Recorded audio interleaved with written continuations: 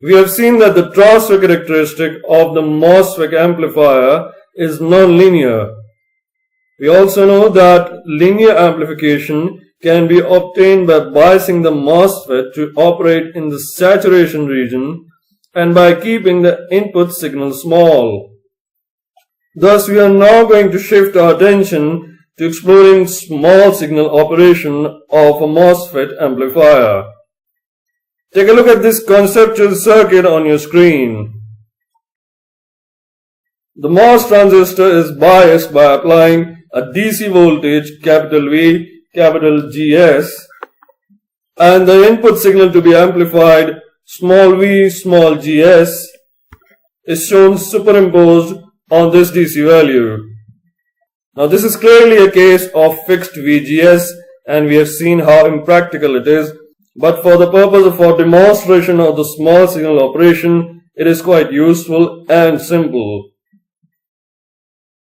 Consider this equation.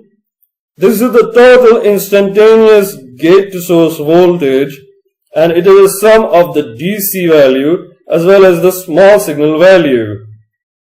We can similarly write an equation for the drain current in the saturation region, and substituting the expression for the instantaneous gate to source voltage gives us this expression. We can further expand it and write these three distinct terms. The first term on the right hand side of this equation can be recognized as the DC bias current ID. The second term represents a current component that is directly proportional to the input signal VGS. The third term, however, is proportional to the square of the input signal. This means it is undesirable because it represents nonlinear distortion. To reduce the nonlinear distortion introduced by the MOSFET, the input signal should be kept small so that the third term is much lesser than the second term. Cancelling out the common terms gives us the input signal is much smaller than twice the value of the DC VGS minus VT. This can be further written as VGS is much lesser than twice the overdrive voltage. This condition is known as the small signal condition or the small signal discipline. If this small signal condition is satisfied, we may neglect this term, and the instantaneous ID can be written simply as the sum of the DC current ID and the small signal current ID with a small d and small I. Now the small signal current is given by the second term in our original equation. You can see the arrows pointing to the respective terms.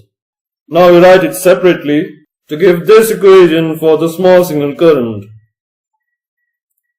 Now bringing VGS to the left side gives us this new parameter GM.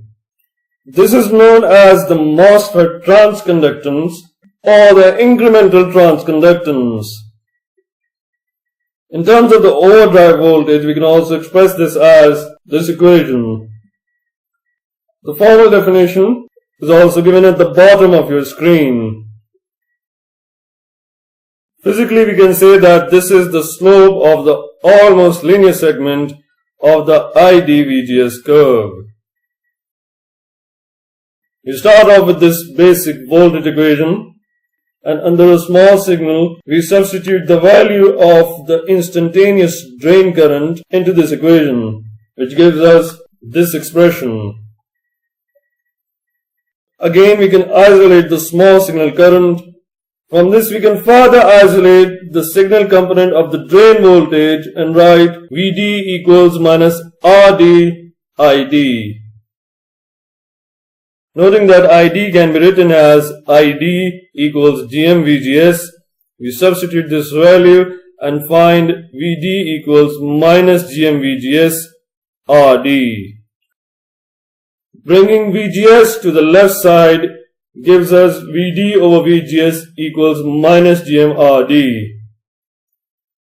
This is also an expression for the voltage gain. And so the voltage gain is also given by minus GM-RD. The negative sign indicates that the output signal small vd is 180 degree out of phase with respect to the small input signal VGS. If you put the value of Gm in this equation, you are going to see that this gives the exact same expression for the voltage gain that we had found in one of the previous lessons.